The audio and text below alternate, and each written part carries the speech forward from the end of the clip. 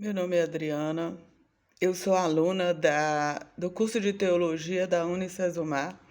Estou aqui para apresentar o mapa da disciplina Introdução à Psicologia Aplicada Pastoral.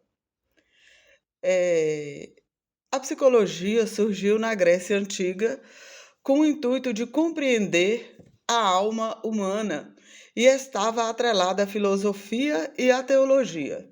Hipócrates descreveu os elementos do humor, na antiguidade, como 4 tipos básicos líquidos: o sangue, que ele chamou de quente e úmido, a fleuma, fria e úmida, a bilis amarela, quente e seca, a bilis negra, fria e seca. O que determinava o comportamento humano em sanguíneo, fleumático, colérico e melancólico. Isso na Grécia Antiga. Mas a psicologia só vem a ser estudada, se torna uma ciência e que traz inúmeras contribuições para as outras ciências, que ela faz a interface há 100 anos, cerca de 100 anos atrás, Então, é um estudo muito recente.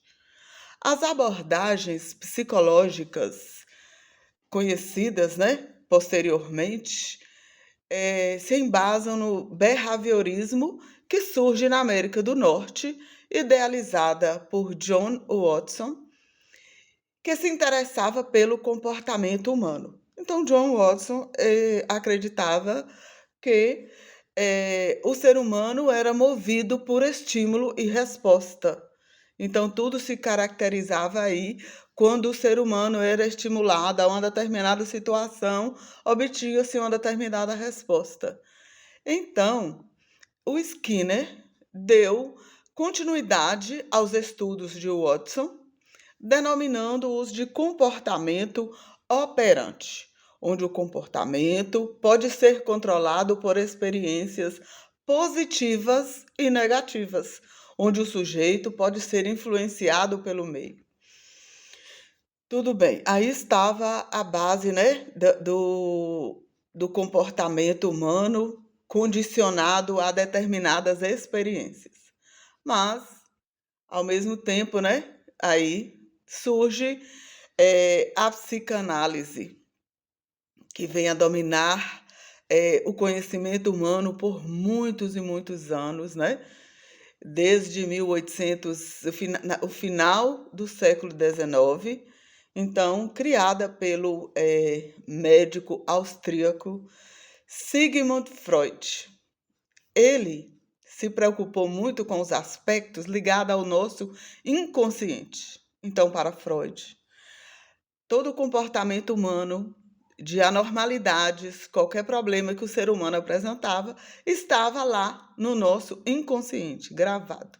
Nós não tínhamos, condições, o ser humano não tinha condição aí de ter consciência do que estava acontecendo. E o Freud, de uma forma muito interessante, ele descreve isso como algo que era chamado uma histeria e que essa histeria era fruto de um distúrbio da sexualidade.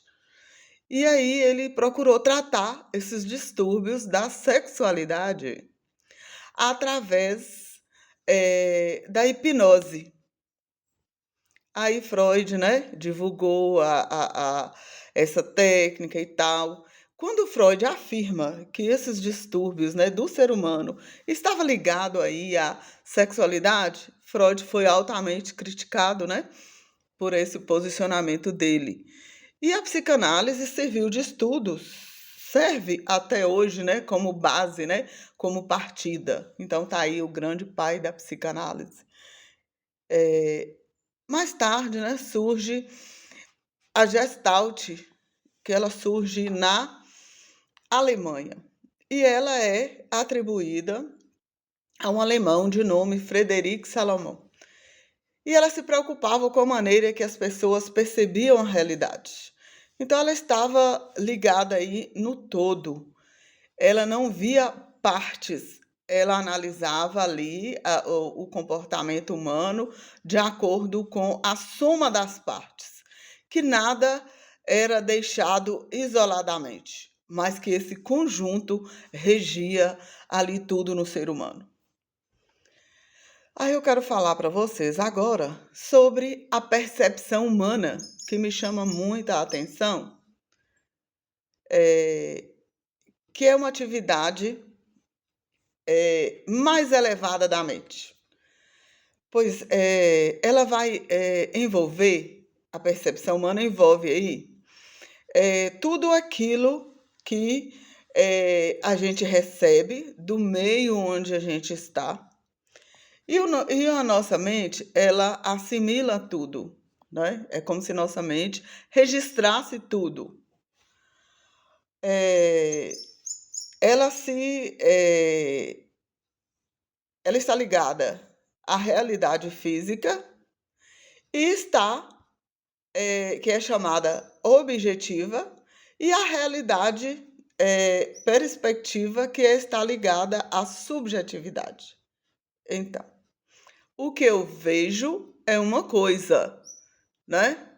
Eu vejo uma coisa que é algo objetivo, mas a minha mente transforma essa realidade que eu vejo em algo subjetivo, ou seja, é a forma que eu vejo, né? A interpretação que eu dou. Então, a nossa mente, ela vai receber os estímulos de acordo com os nossos desejos, as nossas necessidades e experiências e a imaginação. Cada pessoa dá um significado próprio ao que vê. Ele vê de acordo com as suas experiências, de acordo com a sua vida, de acordo com suas emoções, os seus desejos. E a nossa mente registra isso. A nossa mente registra, ela interpreta, organiza, ela completa e retifica os estímulos recebidos naquele momento. Então, cada pessoa dá uma resposta à sua percepção, de acordo com a sua vivência. Ela também vai estimular as nossas fantasias, o que gera enganos, ilusão, que é a falsa percepção. E em casos de anomalia, de mente doente, a nossa mente também vai ter alucinações. Alucinação nada mais é que uma pessoa vai captar um estímulo ali, a sua mente capta um estímulo que na realidade não existe, é uma alucinação. Mas a alucinação está ligada à pessoa que está com a mente que está sofrendo algum distúrbio, né? Uma mente que ela está tendo um tipo de anomalia. A abordagem sistêmica foi criada por Ludwig Bernstein. Nos anos 30, ela defendia que para se conhecer um organismo, era necessário conhecer as relações entre todos os elementos e o modo como se organizam entre si, e não somente as características de seus órgãos. Então, a abordagem sistêmica se torna algo mais complexo e vem nos dizer que tudo está interligado, que é um sistema, que é necessário se conhecer o mecanismo como isso funciona. E não mais como o sistema cartesiano, que predominou no campo das ciências por mais de 300 anos. Até final do século XX, ainda se concebia esse plano cartesiano. E aí o plano cartesiano era um plano muito simples, em que não levava esse conjunto, né, de sistêmico em consideração. Mas com a chegada, ela predominou até o século XIX, o plano cartesiano.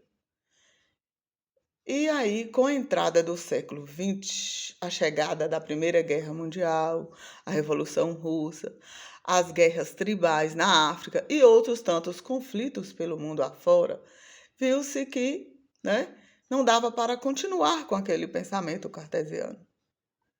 A base da sociedade foi sacudida. O pensamento já não poderia ser encarado daquela forma.